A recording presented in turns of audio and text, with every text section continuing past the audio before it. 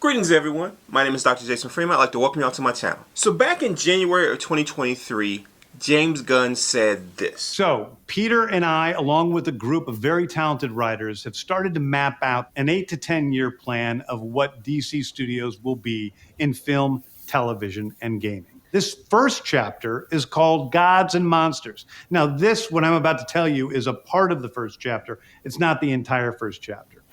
The first project is Creature Commandos. Creature Commandos is an animated series. I've written all the episodes. Something we're going to do that's a little bit different at DC is we're going to have characters move into animation, out of animation, usually having the same actor play their voice as who plays them in live action. Now you may be wondering, especially since you clicked on this video, who the heck are the Creature Commandos?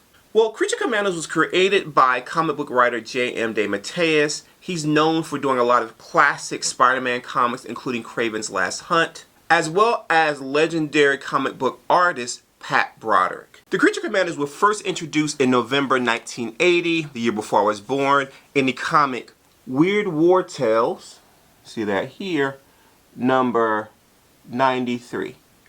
The one big misconception about the Creature Commandos, the original ones at least, is that they were Dracula, Wolfman, and Frankenstein. In fact, they were based on those characters, but they were wholly different characters in the DC universe. So first you have Warren Griffith, who essentially looks like the Wolfman.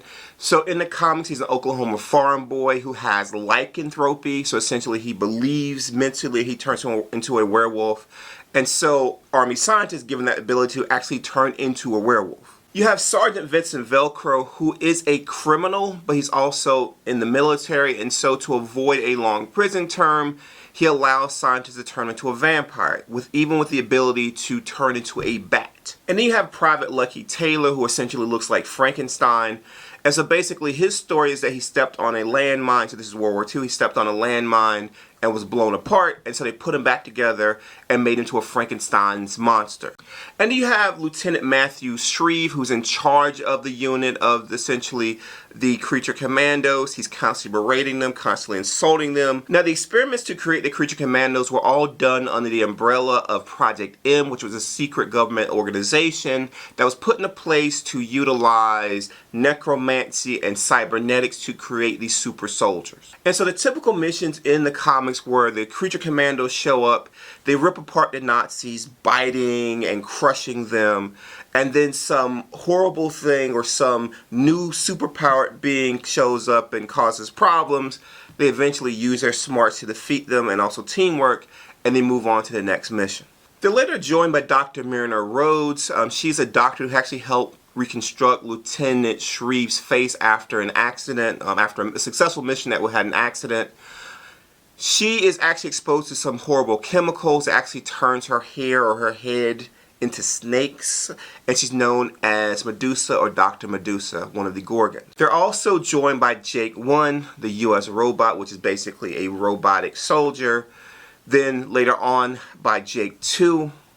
You can imagine what happened to Jake 1. Now the original run of Creature Commandos ended in June 1983. In that issue, the Creature Commandos are set to be executed for rebelliously showing signs of humanity. The execution is stayed by the Supreme Court, and instead of being executed, the Creature Commandos are put on an ICBM rocket and are set to be shot towards Hitler's bunker. But at the last minute, the rocket goes off course, so you have the Creature Commandos with Jake 2, and they go off into space, the idea that they may never be seen again.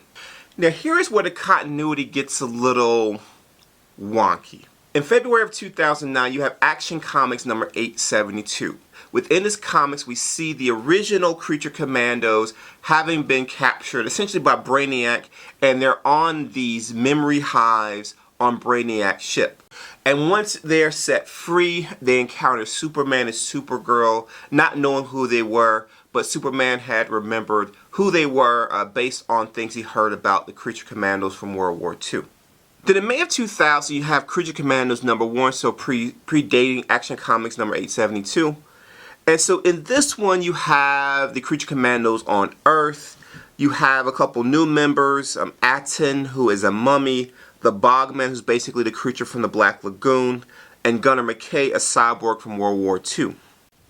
You also have the original members of Velcro. He's now called Rocoro, so he is the vampire. Lucky, Warren Griffith, and Dr. Medusa. Lieutenant Shreve is gone. Presumably he died years ago, but he's now replaced by Captain Lucius Hunter. Now this version of Creature Commandos existed within the 8 comic series, and so what you had is they were faced off against these enemies from another dimension who are trying to essentially conquer our version of the Earth. We see these Creature Commandos again in the 2005-2006 time frame as part of the OMAC series. Now in this series they are under control of Maxwell Lord, and so they're essentially villains. Eventually they're released from the control of Maxwell Lord with no memory of why they were there.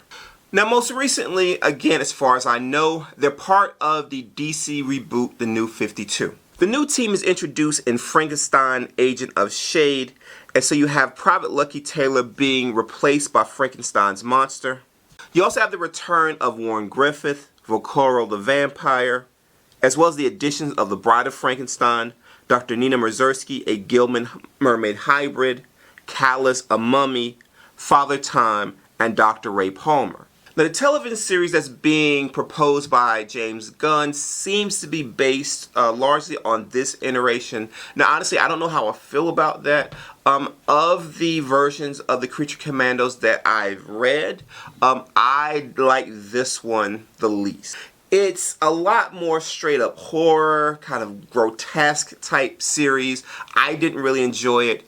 And so if they go that route with the series, I probably won't really be into it. You also have what seems to be the inclusion of a Flashpoint version of the Creature Commandos. So Dr. Phosphorus is a villain from the Flashpoint version of Creature Commandos. And then you have Weasel from the Suicide Squad. So I think it's going to be a mix of multiple versions of the Creature Commandos and essentially be something new within the DCU. And so again, if they are more in line with, say, the original version or the version with 1 through 8, so from 2000, I'm good with it.